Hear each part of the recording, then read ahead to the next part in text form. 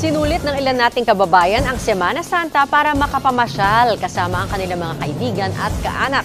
At live nagpapatrol ang isa nating kapamilya. Nasaan ka ngayon at ano ang sitwasyon ngayon dyan?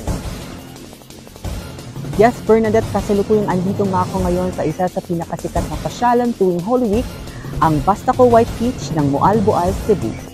Ang Bastaco Beach na mula sa munisipalidad ng Moalboal ay isa sa pang-apat na klaseng bayan sa probinsya ng Cebu.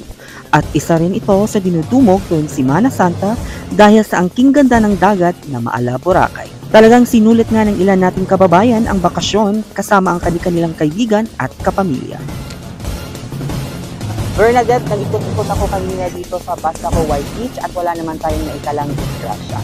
Ang makikita lang natin dito ay halos puro ngiti at tuwa habang nagbabakasyon, mapabata man o matanda. Mula dito sa Moalboal, Cebu, balik sa iyo Bernadette at Happy Easter! Maraming salamat, kapamilya!